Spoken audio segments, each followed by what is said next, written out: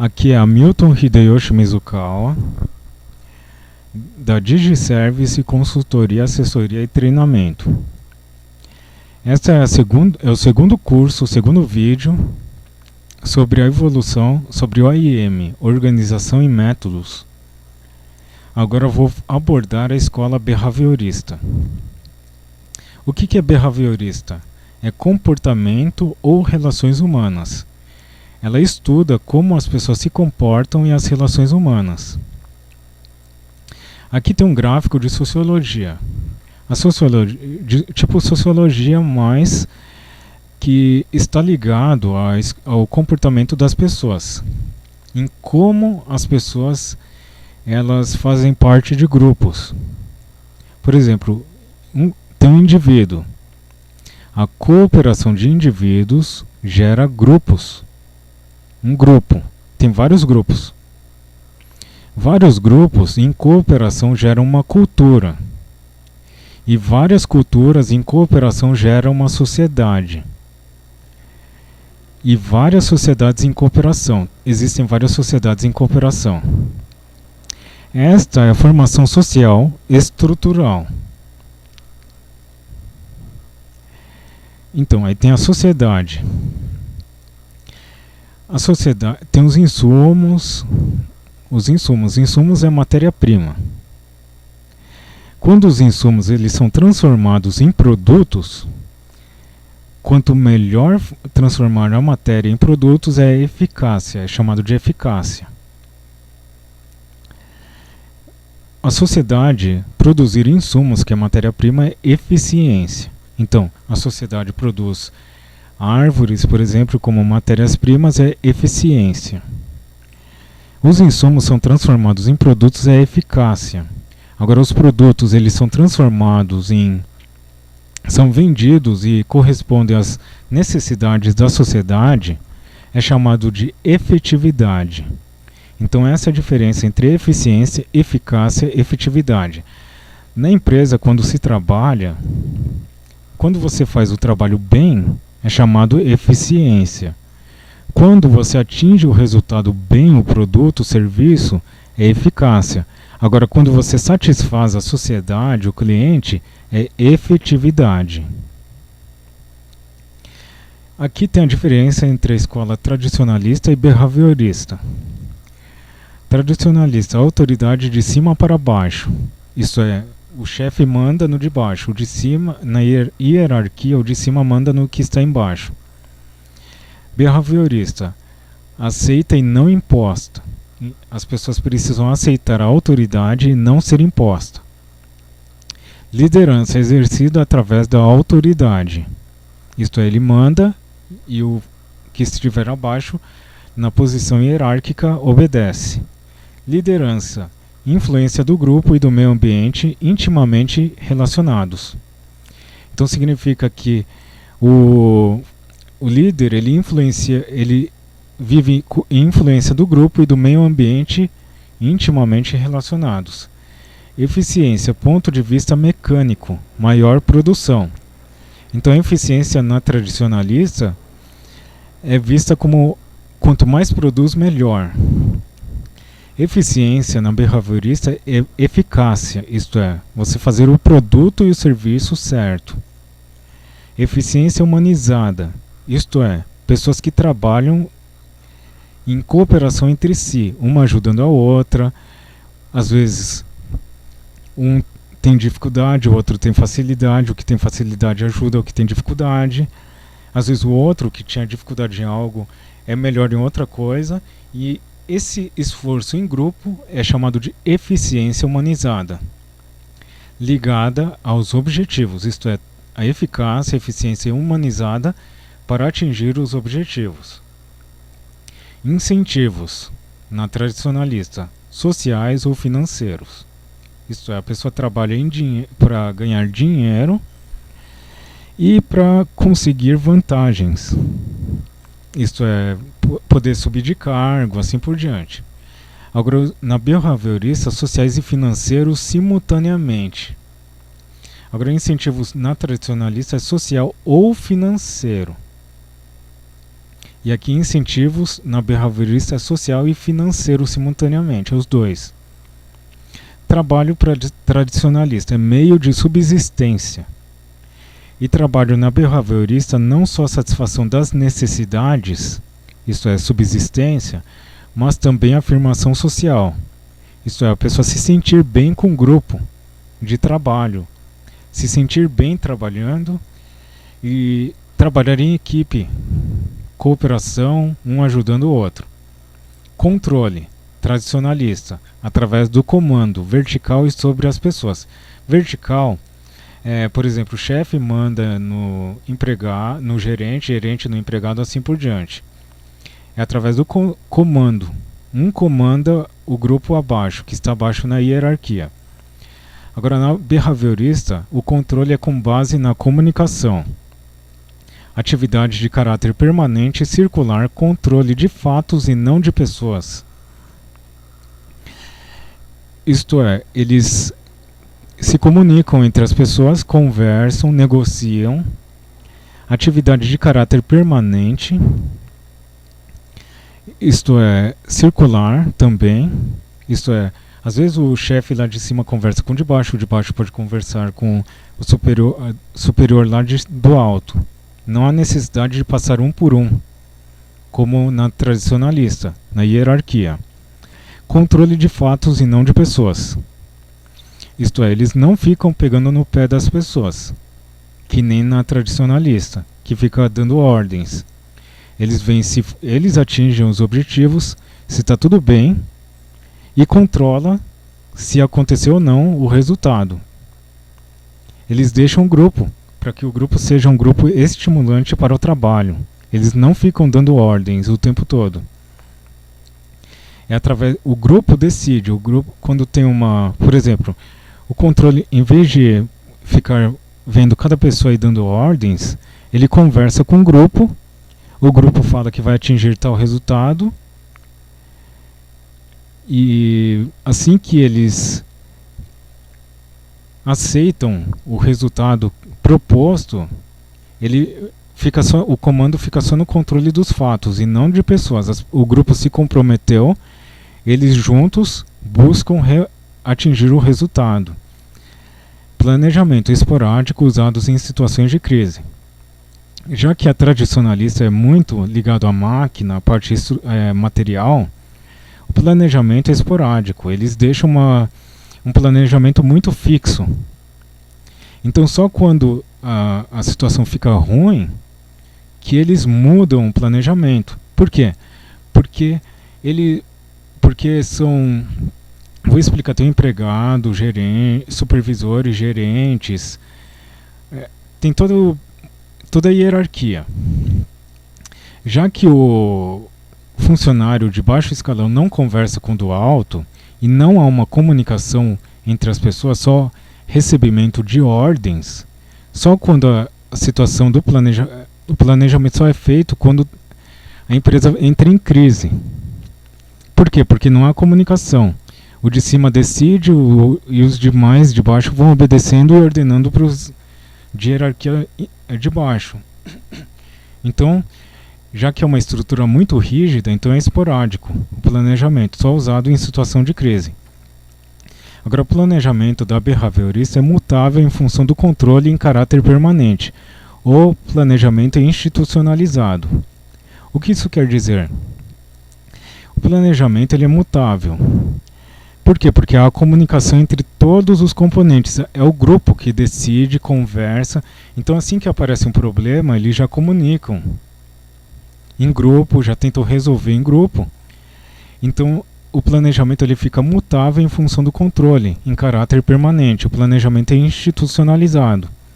Isto é, logo que aparece, já que tem uma grande comunicação, assim que aparece um problema, já muda o planejamento. Não é um planejamento rígido, rigoroso. Tem a organização como estrutura burocrática. Burocrática por quê? Porque o funcionário ele não pode conversar com o do alto escalão. Ele tem que falar com o seu superior imediato, depois com outro. Isso faz com que a estrutura seja burocrática. Isto é, depende do superior falar com outro superior até resolver o problema. Então, por que é burocrático? Porque demora essa comunicação. Porque tem vários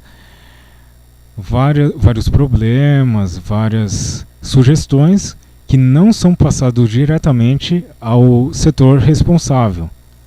Ele é passado de chefe em chefe até chegar lá. Organização na behaviorista, como instituição social. Isto é, já que é um grupo, todos estão juntos e o problema já é relatado para o setor específico para a solução. Agora, meio ambiente de trabalho, autocrático. Autocrático significa que o chefe manda. E no behaviorista, meio de ambiente de trabalho democrático. Isto é, o grupo que decide. O grupo conversa, há várias reuniões em grupo para decidir o que deve ser feito. É assim que é o meio ambiente de trabalho. No meio ambiente de trabalho autocrático, o funcionário só obedece. Decisão como ato individual, profundamente centralizado. Significa que o de cima manda no de baixo e a decisão é o superior que manda. Agora, no behaviorista, a decisão é um ato coletivo, com base na situação. Então aparece um problema, aí todos conversam sobre o problema. Aí tem a pessoa que tem maior conhecimento e tem maior chance de solucionar o problema, ou decidir conforme a situação que deve ser melhor feito. Mudança tecnológica por ordem. Agora, mudança tecnológica por consulta. Mudança tecnológica por ordem significa que o superior decide que determinada tecnologia ela dá maior produção e tem a mudança tecnológica. Agora, a mudança tecnológica na behaviorista é por consulta. Pergunta para os funcionários se é possível mudar. E o grupo, não só os funcionários, o grupo todo, a empresa inteira, ela decide se deve ou não. E por que não, por que sim, assim por diante. Agora, lucro, na tradicionalista, de qualquer maneira. Porque o importante é maior produção. Quanto mais produzir, é melhor. Agora, behaviorista, o lucro é como responsabilidade social. O lucro vem em decorrência do que? Da efetividade, da eficiência e eficácia. Eficiência é fazer o trabalho certo.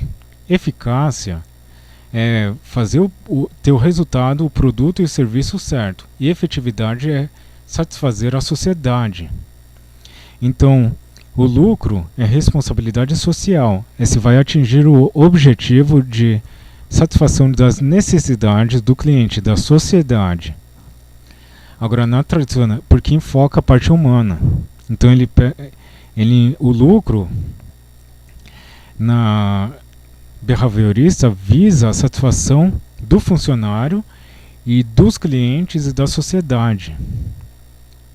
Agora, tradicionalista, informações incompletas e imprecisas. Por quê? Porque é burocrático. Eles não podem, eles só obedecem os que estão abaixo. Então, as informações são incompletas e imprecisas. Agora, as informações na behaviorista são completas e precisas. Por quê? Porque o grupo inteiro conversa, questiona e trabalha em equipes. Todos cooperam para isso. Aqui tem mais sobre a escola behaviorista. Análise comparativa das duas escolas, formal e informal. Inclui as organizações pública e privada. A escola tradicionalista resolve problemas formais e a behaviorista informais. Formal é a parte operacional. É a parte da máquina. Se dá lucro ou não, se rende ou não. E a behaviorista é a parte informal, são as pessoas. Então tem a parte pública, organizações públicas e privadas. Aqui na escola behaviorista tem a função de gerência. Para entender a função de gerência, precisa saber dos grupos. Os grupos formam uma cultura organizacional. O que é cultura organizacional? Por exemplo, tem um grupo de pessoas. Tem a organização. A cultura organizacional é a união desse grupo. União, desunião, pensamento, clima organizacional, isto é, se o ambiente é favorável ou não para atingir os objetivos. A cultura organizacional pode ser facilitadora de atingir os objetivos ou pode dificultar atingir os objetivos. A isso tudo tem a eficácia, a sinergia. O que é sinergia? Sinergia é cooperação. É o grupo indo em direção aos objetivos. Isso é eficácia, sinergia. Às vezes, os objetivos é solução de problemas ou desafios. Aí tem a gerência. A gerência, ela trabalha para a eficiência dos 3 fatores acima: grupo, cultura organizacional e objetivos. Fazer os 3 fatores facilitarem a eficácia. Então, como explicar isso? Então, o que o gerente faz? Imagine o gerente vendo o grupo de pessoas.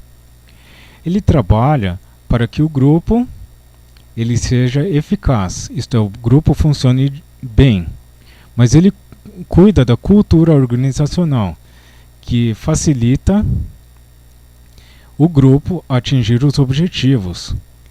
E ele trabalha nos objetivos para ver se é atingível ou não pelo grupo e se é bom para a cultura organizacional ou não. Então a gerência tem as funções de ação e observação. Ação e observação, ele fica observando esses 3 fatores: o grupo, cultura organizacional e objetivos. E a ação, ele tenta gerenciar, digamos assim,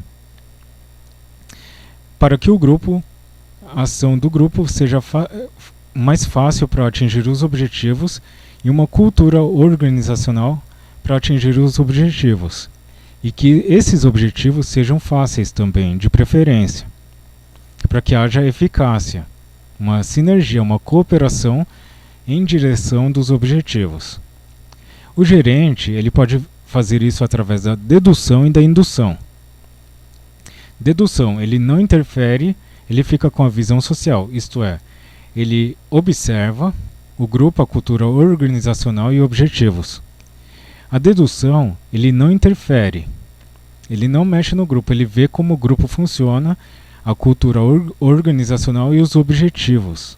Ele fica com a visão do que é o grupo, cultura organizacional e objetivos. Agora, indução, com interferência, visão do grupo. Isto é, por exemplo, ele coloca um funcionário novo, ele muda a composição do grupo. É indução, ele vai induzindo para ver se melhora o grupo. Ele muda de tarefa cada componente do grupo. Ele pode mudar a cultura organizacional, isto é, como as pessoas devem agir, se vai estimular mais ou menos, em que sentido. E tem os objetivos também, ele pode mudar os objetivos através da indução. É a função da gerência. Dedução e indução são as ferramentas do gerente, conforme a escola behaviorista. Agora aqui tem a dinâmica de grupo de Levin. Doutrina gestáltica. O que é gestáltica? Fenômenos psicológicos e biológicos. Então ele estuda as pessoas como fenômenos, a parte psicológica e biológica das pessoas. Isto é, se a pessoa cansa, se a pessoa não cansa, se a pessoa ela vai se debilitar ou não, se ela está com bom funcionamento físico e psicológico. E como eles trabalham a doutrina gestáltica. Isso aqui é tido como indivíduo aqui, ó. Essa parte vermelha é o indivíduo, branca também é indivíduo do grupo. Esses riscos interligados é como os indivíduos se interrelacionam. E esta parte cinza é o grupo. Então, como a doutrina gestáltica faz? Ele isola o indivíduo, ele analisa e disseca. Isto é, ele fica analisando cada indivíduo. E como eles são psicologicamente e biologicamente no grupo. Então, aqui esse quadrado vermelho representa um indivíduo, uma pessoa. É a unidade autônoma com leis próprias. Significa que cada quadrado, cada pessoa, ela é uma unidade autônoma com leis próprias. Cada um tem segue uma lei, que é sua. E aqui é o conjunto. Significa que todo esse quadrado aqui é o conjunto de pessoas em grupo interrelacionadas. A estrutura do conjunto, isso é, a estrutura desse conjunto aqui, e leis que o regem, isto é, tem as leis individuais e as leis do grupo. A estrutura do conjunto e leis que o regem, todas essas leis, define o modo de ser de cada um. Significa que o grupo ele influencia em como cada um vai ser. Isto é, a unidade autônoma com leis próprias. Então, cada unidade autônoma, cada pessoa tem leis próprias. Mas a estrutura do grupo e leis que o regem, elas definem o modo de ser de cada um.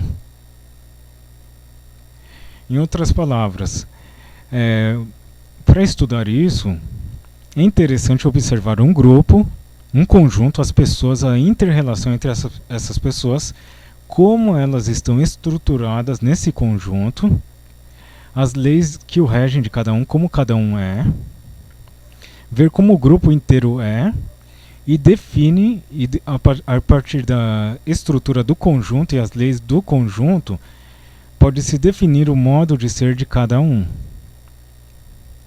Por quê? Porque se for um indivíduo que manda, é diferente. Então é o conjunto que você observa, você muda a estrutura do conjunto e as leis do conjunto, através das leis do conjunto, e isso vai definir o que cada um vai ser. Agora aqui tem sobre grupos. Grupo é essa parte cinza. Subgrupos, essa parte azul. Indivíduo. Então o indivíduo ele pertence a um subgrupo, e esse subgrupo é um grupo. E através de redes de comunicação, que é representado por este quadrado cinza, eles entram em contato com outros grupos, subgrupos, indivíduos. Ou então são separados por barreiras sociais. Tem a sociedade inteira com vários grupos, subgrupos, indivíduos que se comunicam com redes sociais, mas tem grupos que são separados por barreiras sociais, isto é, da sociedade. Aqui abaixo tem a estrutura do grupo. A estrutura do grupo tem sua gênese, isto é, sua criação. E a estrutura do grupo tem sua dinâmica, funcionamento. Então imagine o seguinte, você vai montar um grupo. Para fazer esse grupo tem que ter uma estrutura do grupo. Ela tem sua criação. E tem que pensar na criação desse grupo e no seu funcionamento, como ele vai funcionar. Aqui tem sobre pequenos grupos, como funcionam. Aqui tem o indivíduo, que é representado por esse quadrado vermelho. Indivíduo é a pessoa. E aqui é o grupo, esse quadrado cinza. O que o grupo representa? Um terreno. Isso é o grupo, as pessoas. Ele representa para cada indivíduo, um terreno. Que pode ser firme. Isto é, o grupo pode ser firme. Pode ser frágil. Isto é, as pessoas elas não são tão comprometidas, não são tão unidas. Pode ser móvel, isto é, cada um faz funções diferentes, ou então uma tarefa mutável, um faz uma coisa, depois decide outra, que o outro vai fazer outra coisa. Fluido, e elástico. Agora, o que é o indivíduo? Indivíduo, integração com grupo, participação, espaço vital, liberdade de movimento. Então significa que esse espaço ao redor do indivíduo, isto é, a área de ação desse indivíduo no grupo, ele faz com que ela tenha integração com o grupo, isto é, o campo de ação do indivíduo pode possibilitar a integração com o grupo, a participação com o grupo, espaço vital, isto é, este é o espaço mínimo para ele, e liberdade de movimento. Variação para mais ou menos, para menos instabilidade, isto é, quanto menos integrado com o grupo, o indivíduo ele fica instável. Quanto menos participação com o grupo, ele fica numa situação estável. Quanto menor o espaço vital dele no grupo, maior instabilidade. Menor liberdade de movimento, maior instabilidade. Agora, quando ele tem mais integração com o grupo, participação, espaço vital, liberdade de movimento, ambivalência. Isto é, ele se integra ao grupo.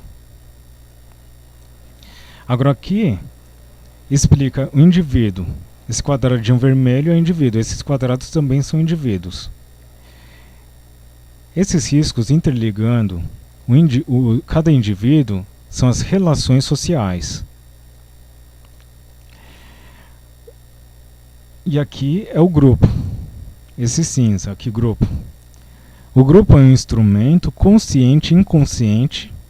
O grupo, isto é, imagine, todas as pessoas no grupo. É um instrumento consciente e inconsciente para a satisfação das necessidades de cada indivíduo.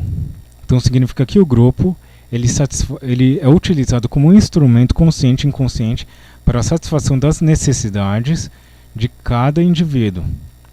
As relações sociais, elas também são um instrumento, isto é, como relaciona cada indivíduo, cada pessoa no grupo, é um instrumento consciente e inconsciente para a satisfação das necessidades de cada indivíduo.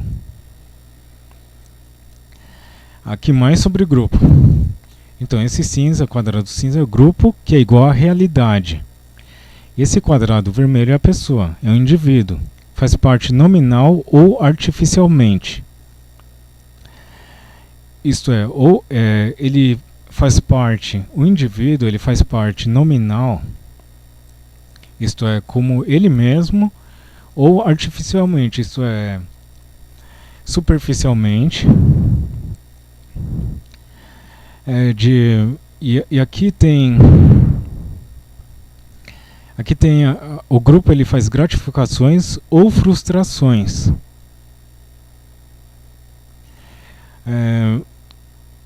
Do indivíduo que faz parte nominal ou artificialmente do grupo. E essas gratificações e frustrações podem ser em relação a valores, necessidades, aspirações, expectativas. Então o indivíduo ele faz parte nominal. Então esse gráfico ele tem várias variações. Então vou explicar como verificar este gráfico. O indivíduo ele faz parte nominal ou artificialmente, recebe através do grupo gratificações ou frustrações. Ele aqui é sobre o grupo. Então aqui tem que verificar aqui. Aqui é sobre o grupo, que é uma realidade, e aqui o indivíduo. Por exemplo, aqui tem a conciliação entre o grupo, que é a realidade do indivíduo e dos indivíduos, e aqui o indivíduo em relação ao grupo. Aqui mais sobre a parte individual. Então vou explicar primeiro aqui. O indivíduo faz parte nominal ou artificialmente, e o grupo é igual à realidade. Então o grupo ele contribui para o crescimento. O grupo é crescimento, separação, diferenciação, integração, repressão ou desintegração. Isto é, a realidade, que é o grupo, ele pode servir para o indivíduo como forma de crescimento, separação, diferenciação, integração, repressão, desintegração. O que é crescimento? Crescimento, a pessoa se profissionaliza e cresce profissionalmente como ser humano. Separação, isto é, tem um atrito no grupo, então as pessoas se separam, são separadas. Diferenciação, são pessoas diferentes que se diferenciam. Integração, as pessoas ficam unidas. Repressão, as pessoas se sentem reprimidas no grupo. E desintegração é quando nada funciona. E o grupo ele faz parte nominal ou artificialmente, e então o indivíduo faz parte nominal ou artificialmente do grupo.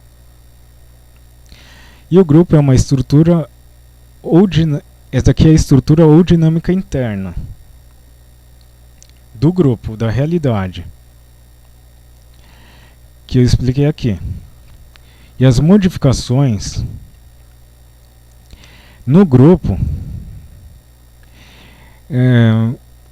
elas podem trazer gratificações e frustrações ao indivíduo. Então essas gratificações e frustrações nos valores do indivíduo, do indivíduo, necessidades, aspirações, expectativas. O que é valores? O que cada um valoriza. Necessidades, o que cada um precisa. Aspirações, o que cada um pretende ter. E expectativas, o que elas esperam que tenham. Isso também influi as gratificações e frustrações em relação a estes 4 fatores de cada indivíduo do grupo podem resultar em crescimento, separação, diferenciação, integração, repressão, desintegração. Então, modificações nesses 4 fatores, tornando gratificante ou frustrante, ou modificações no grupo para crescimento, separação, diferenciação, elas podem mudar o grupo, a realidade, ou podem mudar cada indivíduo, positivamente ou negativamente. Esta dinâmica do grupo tem sempre impacto social sobre seus membros. Então, dinâmica do grupo, o que é? Como funciona o grupo dinamicamente? Então, essa dinâmica do grupo tem um impacto social sobre seus membros. Então, cada mudança em cada indivíduo ou no grupo, ele tem um impacto em cada um, que pode ser nos valores individuais, necessidades, aspirações e expectativas, ou no grupo, no crescimento, separação, diferenciação, integração, repressão e desintegração. Aqui tem outro gráfico. Então aqui esse quadrado amarelo representa o grupo, que é igual a setor. É grupo. Por exemplo, aqui também tem a flecha aqui mostrando que é grupo, setor, e aqui grupo, que é igual a elemento ou determinante. Aqui tem as suas inter-relações. E aqui tem a pessoa, isto é, esse pezinho aqui, que é o indivíduo. Então, a pessoa indivíduo, ele é livremente acessível. Livremente acessível não, as pessoas, cada um desses quadradinhos, ele forma o grupo. E essa pessoa no grupo, cada pessoa é um elemento ou determinante. Livremente acessível, ele desenvolve ou envolve. Isso é, a pessoa no grupo, ele é um elemento ou determinante, é um determinante, cada pessoa, que desenvolve ou envolve, ou se envolve. Desenvolve ou envolve no grupo. E cada elemento ou determinante, ele tem um espaço vital, um universo social, isto é, por exemplo, cada pessoa, quando ela se... Imagine as pessoas, elas estão em grupo diante de várias pessoas. Ele é um elemento ou determinante. Ele tem um espaço vital, isto é, ele tem um espaço no grupo.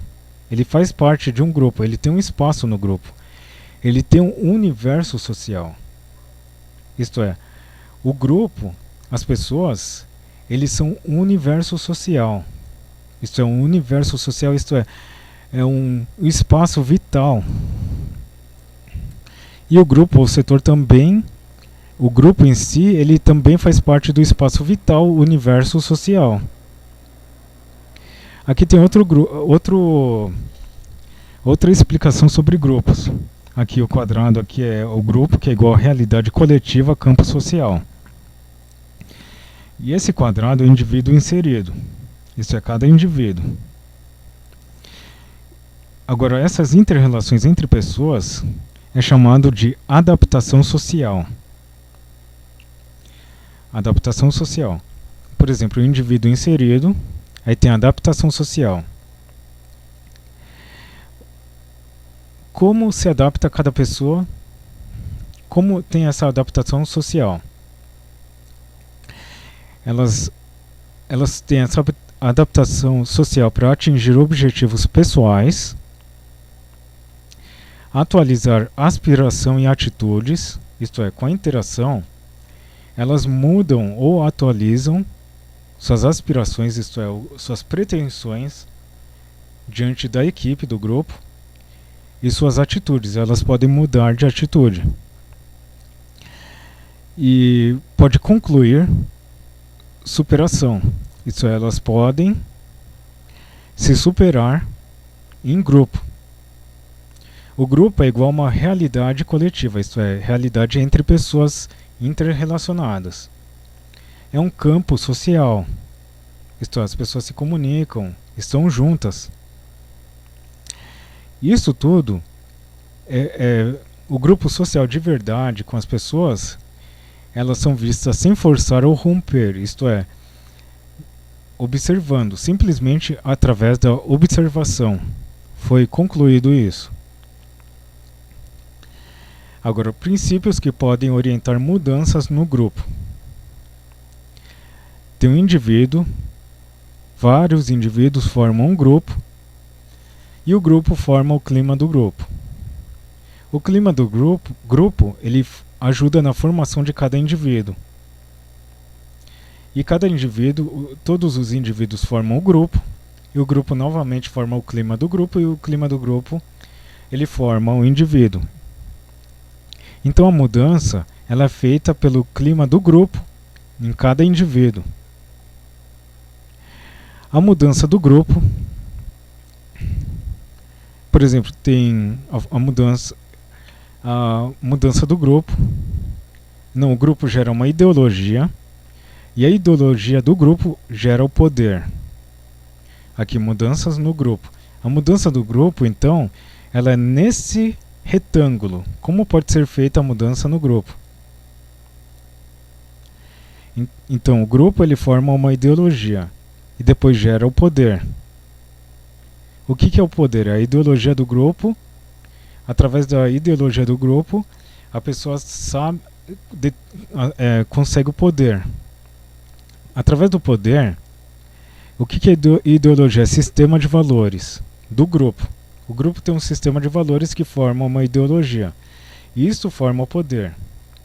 O poder, ele muda o grupo, psicológica e historicamente. Isto é, através dos valores, sistema de valores, ideologia, você pode fazer a mudança no grupo. O grupo ele forma uma atmosfera cultural do grupo. Isto é, se é uma atmosfera estimulante, legal, boa, ruim, difícil. Então o grupo ele gera uma atmosfera cultural. Essa atmosfera determina o método de liderança. Isso é, se a atmosfera do grupo ela é boa ou ruim, e você quer mudar o grupo, você tem que saber observar a atmosfera do grupo, você desenvolver os métodos de liderança baseado nessa atmosfera que você quer melhorar o grupo, o clima do grupo, a forma de pensar do grupo. E a partir dessa parte, a partir de satisfação, estimulação do grupo, ou pode desenvolver métodos de liderança para mudança do grupo. A organização da vida do grupo. O grupo está organizado, tem uma vida que está organizada. Ela gera uma ideologia. Ideologia é sistema de valores. E essa ideologia que gera status, poder, setor da liderança. Por que status, poder? Porque aquela pessoa que ela é bem vista pelo sistema de valores do grupo, ela tem status, ela é bem vista pelo grupo, ela tem poder, isto é, ela satisfaz os valores do grupo. Valores não necessariamente materiais, mas clima estimulante, quer que as pessoas se sintam bem, isso gera um poder. Isso é o sistema de valores, setor da liderança, e com isso pode mudar a organização da vida do grupo. E aqui abaixo, aqui do lado também tem um pouco. Aqui tem sobre o clima do grupo. Aqui tem um grupo em cinza e um indivíduo. Aqui tem um grupo, tem a ideologia do grupo e o poder. Aqui tem um grupo, a atmosfera cultural do grupo e métodos de liderança. E aqui, ideologia. Aqui tem um grupo, a ideologia, status, poder, setor da liderança. Mas eu acho que por este gráfico já é bem visível como funciona a mudança no grupo. A mudança no grupo consiste basicamente em verificar a atmosfera, se é estimulante, se o ambiente é favorável ou não para as pessoas se sentirem bem, mal, se integrarem, se unirem ou não. Os valores das pessoas também, a ideologia. Então, através disso, e não da parte material enfocada, gera o poder, métodos de liderança, status, poder, setor da liderança. E isso que faz mudar o grupo, porque isso gera uma persuasão. Você se torna persuasivo para mudar o grupo e a vida dessas pessoas no grupo. Agora, todos os grupos aqui, por exemplo, aqui é a continuação desse quadrado amarelo, que está ligado ao clima, à cultura organizacional. Tudo isso, valores, atmosfera do grupo, é chamado de cultura organizacional. E aqui, o grupo, quando é analisado para a mudança do grupo, a mudança do grupo visa o quê? Atingir a todos componentes. Relação dialética. Isto é, a mudança, quando é feita, é para mudar todos os componentes do grupo. E aqui a cultura organizacional. Para mudança da cultura organizacional. Então significa que isso gera uma ideologia, status, poder, liderança, aí muda o grupo, aí forma uma nova ideologia, uma nova atmosfera, um novo sistema de valores que gera poder, métodos de liderança, status, poder, setor da liderança, e pode mudar novamente o grupo, aí gera nova ideologia, status, poder, e vai mudando, e vai melhorando e desenvolvendo. É assim que é feito a cultura organizacional. O alvo é desenvolvimento organizacional e não depende. Não depende do quê? Vou explicar. Por exemplo, o líder, ele pode mudar o grupo, mas o líder ele não pode mudar a ideologia. Ele tem que mudar o grupo para que o grupo forme a ideologia, o sistema de valores. Vou explicar por quê. Porque por exemplo, aqui está o que as pessoas pensam e sentem, o que as pessoas querem, o desejo das pessoas, o que elas querem espontaneamente, é o sistema de valores, ideologia, a atmosfera cultural do grupo. Então o líder ele não pode falar o que as pessoas, o grupo deve pensar.